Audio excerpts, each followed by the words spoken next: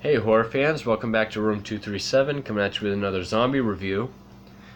And now we've come to the end of Romero's original trilogy, 1985's Day of the Dead. And yeah, this is kind of falling apart, but you have this great, opens up like that, opening zombie with no jaw.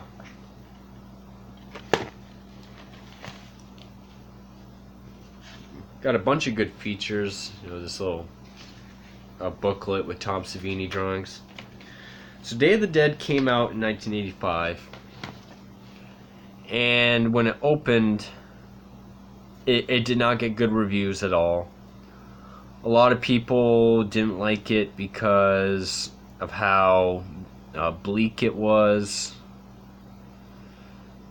They didn't really like the characters, and hold on, I'm just trying to pull up.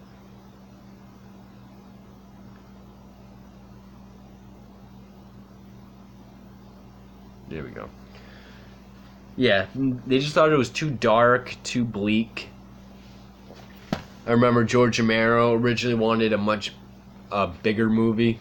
Like Tom Savini even called the script like it was a phone book. He called it Ben-Hur with zombies.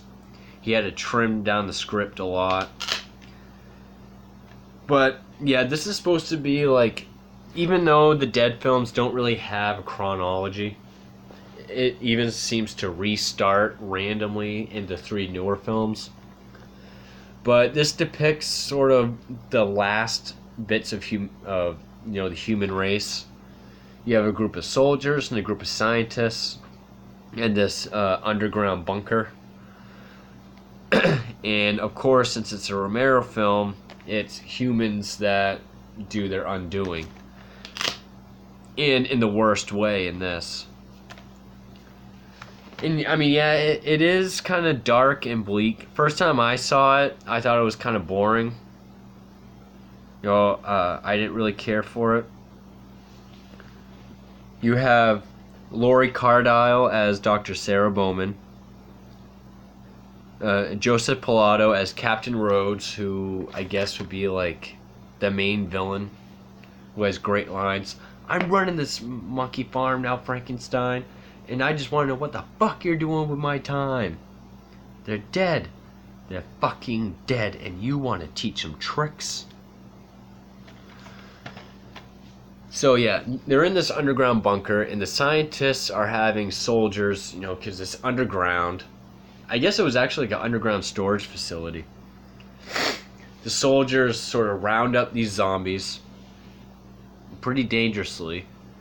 They give the zombies to the scientists, and that no one knows what the tests are. But basically, because Dawn of the Dead, I forgot to mention this in my Dawn of the Dead review, it hints that zombies sort of retain some sort of cognitive memory. That's why all the zombies go to the mall, because they remember being there. This movie hints that zombies can kind of be retaught, with the star pupil being Bub, one of the best zombies ever. And so yeah, the first captain dies. So then Rhodes takes on the role, and he's just power hungry, he's misogynistic, he's angry, and he's very rude and mean. Dr. Logan, nicknamed Frankenstein, he butts heads with Rhodes a lot, very condescendingly, because he's always just like, where will you go, Captain? Well. And he's the one that teaches these zombies. And actually what he does is he's going to the sites where they bury their fallen comrades, the soldiers, and that's what he's using for food, for zombies, for treats. And when they find that out, that's sort of the undoing. Sort of a lot happens. Like, there's this one guy who is dating the lead, the female lead. He kind of has a mental break, and it's basically just, it's not really about means of survival. It's just about how you have these two very different kinds of people, soldiers and scientists. They're the last of humanity, and how they just undo each other. It opens up in like Miami, because her and there's like this alcoholic religious pilot, and then a Rastafarian guy. They just go out to see if there's any life anywhere. And it opens up in there in Florida, and that's where we get this awesome looking zombie who has, like, that's his tongue. His whole thing is his tongue. He has no bottom jaw. And there's like this scene with zombies coming out of a building with a crocodile. There's just big bags of cash just blowing down the road, pretty much to show that money is not a thing anymore. Money is just as much rubble as newspapers. Kind of a good way to open the movie, if you ask me.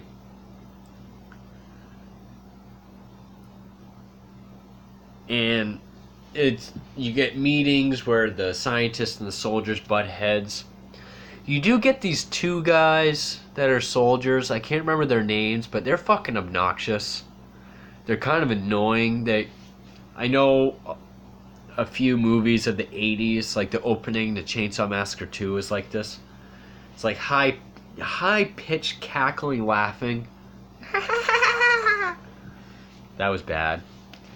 But, over things that really aren't that funny or insulting, they make a lot of sexist jokes to the lead. And they're ever loyal to Captain Rhodes. And I really like the scenes with Bub. Bub shows the most promise of the zombies. There's even a part where, like, he gives them, Dr. Logan gives him a razor, and he just automatically just starts going like this. He puts headphones on Bub, and even, like, it's kind of crooked, so when Logan goes to fix it, Bub grabs him, but then he lets go, and he lets him fix the headphone. And the actor who played Bub, which was actually, Sherman Howard, he was allowed to choose the music, and it's Ode to Joy by Beethoven, part of his Ninth Symphony. And he just has this great scene. In fact, there's a part when the soldiers realize that their fallen comrades are being used as pretty much doggy treats. They kill Dr. Logan, and Bub, who breaks free, his chain is broke, and Bub he sees Dr. Logan on the ground, and he goes to give him his chain, like, huh? Like, bring me back to where I was. I trust you. You've been taking care of me. Then when he realizes he's not getting up anymore, Bub has this freak out because the guy that's been taking care of him is dead. So does a really great emotional job at showing how zombies are able to process these things if they're taught. And you get one of the best climaxes of any zombie movie where the guy that's dating the lead, he's sort of been in like a mental breakdown the whole movie. There's like this lift so they can get from underground to above ground. He's laying on it. He puts his dog tags in his mouth, and when the zombies start eating him, like he doesn't want it to happen. That's how he commits suicide. He hits the button, so he brings all the zombies down with him. And he fucked up the controls so that no one else can use it. And there's a couple suicides. One of the soldiers, he just shoots himself, and everyone's being eaten. There's this great when Captain Rhodes gets killed. This is one of the best scenes in the movie. Bub shoots him, and it like stuns him, and then zombies grab him, and they just tear him apart. Which, fun trivia about that scene, if you watch Joe Pilato's face, whether it's the big shot or the close-up, if you watch his face, that's not acting. What happened was they had a bunch of meat and stuff stored for the effect in a refrigerator. And then someone unplugged it or something over the weekend, and the meat just went absolutely putrid. And they didn't have time or money to get new meat, so they had to use that rotten shit. So when Joe Pilato came in for the effect and opened him up, the smell just hit him. So if you watch his face, you can actually see the smell hit him, and he's just like, it's awesome. It's also this other soldier. One of the best effects, this shows that Tom Savini really knows how to make effects. Which Tom Savini also had K&B help him. So Greg Nicotero, this is one of his first films doing effects. And the effects are top notch in this movie. This one where a zombie is on like a operating table, and he sits up and just his intestines fall out. It's beautiful looking. It's horrific, it's realistic looking, and it's awesome. So this other soldier, he's being ripped apart, and the zombie had him like this, and they're pulling on his head, and he's screaming. You can see his jaw moving, and you can see his neck stretching. Well, as he's screaming, you hear his scream get more and more high pitched because his vocal cords are stretching. And it's just a great little attention to detail that just makes the effect that much more passable. Just like when they grab a hold of his head and start stretching, you just hear his scream get more and more high pitched. I love it. And of course, Bub, they sort, to back up a little bit, like they know that Dr. Logan's been teaching him tricks, because when Bub is still chained up and the soldiers barge in, the first thing Bub does is do a salute. Show, he was in the military. That's part of him that he remembers.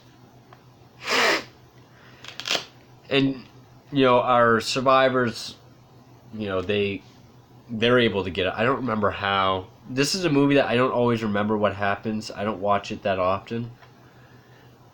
I do find a new appreciation for it every time I watch it. Like, the first time I saw it, I didn't care for it except for the effects. But looking back now, it is one of the better films in Romero's Dead series. Like, I think these zombies are way better looking than in Dawn.